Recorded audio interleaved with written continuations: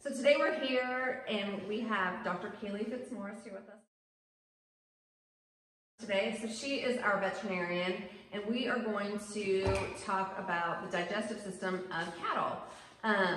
So we're trying to get as many videos uploaded as we can, but it's difficult with social distancing. We have this little setup in my garage so that we can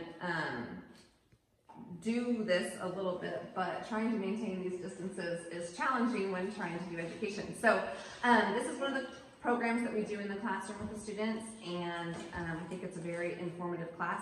There is a sheet that I put on Facebook, so you can go to our Facebook You Are Here page that is a group on our Greenwood County Cattlewomen Facebook page and find it there.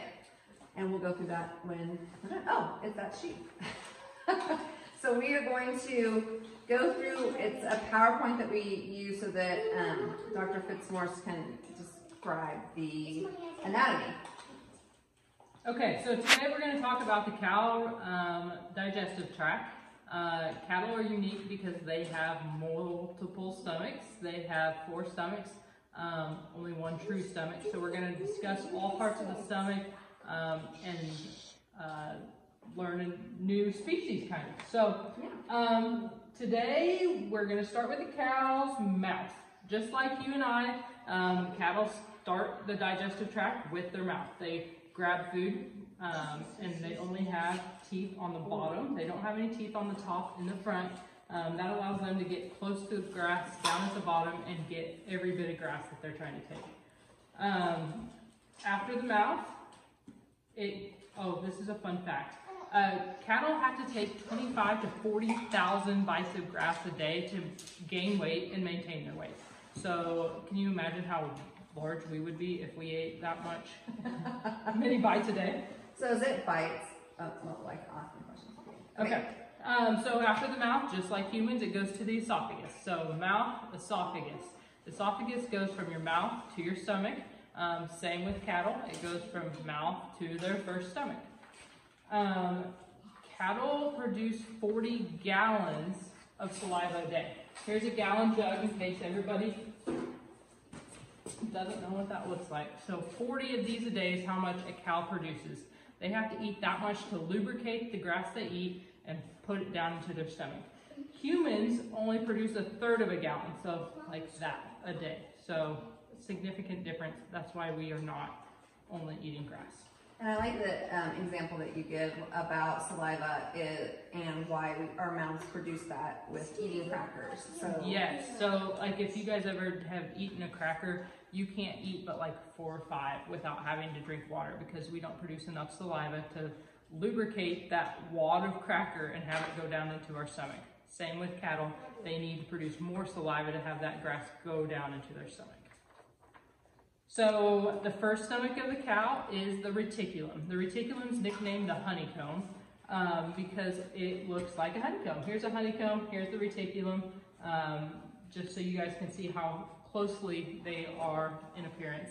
The reticulum's purpose is to catch any foreign objects the cow eats. So if they're out grazing and they have to take 25 to 40,000 bites a day, they're not really paying attention to what they're eating. So they can pick up rocks and wire and who knows what else. So the reticulum traps any foreign particles and keeps it there. After a cow swallows the food, it goes mouth, esophagus, reticulum. Fun thing about ruminants is they regurgitate and it goes back up into their mouth. So a lot of times you'll see cows laying in the pasture and it looks like they're chewing gum. That's called the cud. The cud is what comes back up and allows them to chew it more thoroughly and then swallow it again. Fun fact. I'll try to get a video in this too of cattle chewing cud so that you can see what we're talking about.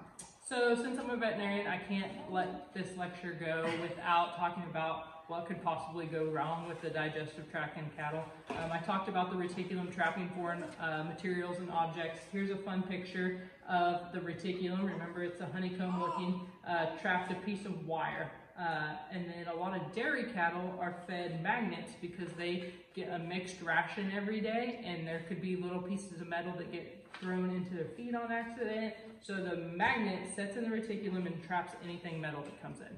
Can you tell me what a mixed ration is? You mentioned A mixed ration, so like they would get corn and straw or distiller's grain all mixed up into a wagon and fed to them.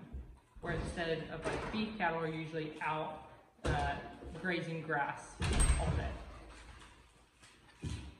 Okay, so after the reticulum, the next stomach is called the rumen. The rumen is the largest stomach of the cow, and is actually could be as large as a 55-gallon barrel. So one of those big, large trash cans that you see like in the lunchroom, that would be the size of the rumen. The rumen is the whole reason that cattle can eat grass. Its job is to ferment the grass, so there are microbes and bacteria in the rumen that digest the grass and allow the cattle to get nutrients. So here's a picture of a cow's rumen, and you can see how big it is. There's a guy's hand and there's grass in there. And then here's a cow that has a huge rumen, so they can get bloated because of all the bacteria producing gas. And that's this left side is the rumen. There's the diagram of, so this says grain and yesterday's hay is at the bottom. Today's hay would be the light green, and then the gases would be at the top. Yep. So cool. Okay, we talked about that already. Okay, the third stomach is called the omasum. It's also known as the butcher's Bible because the omasum looks like pages of a book. So we went from mouth, esophagus, reticulum, rumen, omasum. The omasum's job is to squeeze all the water out of the feed particles that come into the digestive tract. So if you were to cut this open, you would see these are all cleaned out, but normally it's packed full of grass, like solid material, because all the water's gone out of it. But you can see why it would be called the Butcher's Bible, because it looks like pages of a book. So cool. So if we go back through it, then it would be the mouth, esophagus, reticulum, comes back up to the esophagus, back to the mouth because they're chewing the cud, esophagus, reticulum, rumen, omasum, which squeezes all the water out of it. And then the true stomach, which is just like your and I's stomach, is called the abomasum. So here's a picture right here of the abomasum, and that looks just like your stomach or a dog's stomach or a pig's stomach. So if you took out all the other three stomachs, this would just be totally normal, but we have three more. So is it the little inside the red just circle? the red circle. Okay. See, this is the omasum. You can see the pages there. So it goes straight from the omasum into the abomasum, which fully digests the food. And then it doesn't stop there. No, so it's got, if it goes in, it's got to come out. So there's no more pictures, but on the diagram it would show. Yes, so we went from mouth, esophagus, reticulum, esophagus, mouth, esophagus, reticulum, rumen, omasum, abomasum, intestines, and then large intestine, and then out the back end. So the amount of times that they would regurgitate would be dependent on what they eat. So they're just trying to get small particles. Yes, they're trying to get so they chew so much, they form a cud, they swallow it, bring it back up to chew it down more to make it easily digestible. So if those broke down more, they wouldn't have to chew the cud quite as long. Okay. So we do have this page, this digestive system page on our Facebook page, like I said at the beginning. And so this could be broken up. So depending on how old you are and your levels, I think that you could just color it if you wanted to. You could do some arrows to do the different color of different areas. Or what I've done here is I've done steps. So I had them regurgitating only once, and then to get all the way through the back end, it was 13 steps. So it's possible that it could be a lot more than that, right, or it could be fewer. Yep.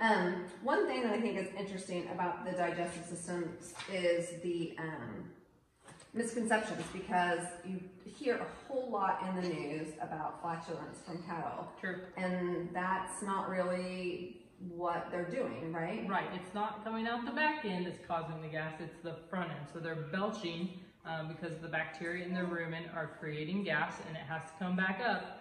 So it's the belching or burping that's causing the methane gas. Okay, so they're doing that. So there is some misconceptions, I guess, there also. And then I think that one of the coolest things, obviously, I mean, we've got the pictures here of the cattle, and hopefully you watched that video, but the difference between the beef cattle and the dairy cattle, their stomachs are working the same no matter what type of cattle, what they're raised for, right? But and byproducts would be the same. Yep. But the beauty of where we live here in the Flint Hills is we have nothing but grassland out here, and the only thing that we can grow in these hills are, in fact, cattle or ruminant animals. Right. Because they're eating that grass that we can't eat and turning it into. We can't farm it, and we can't eat grass. So if we had 3 more stomachs, we would be able to. I mean, if only. If only. If only. So download this sheet off of our Facebook page, and then you guys can work on that. And if you have any questions, just message us through Facebook, and we'll see you again soon. We'll get some other video in here too, so that you can see some cattle in action.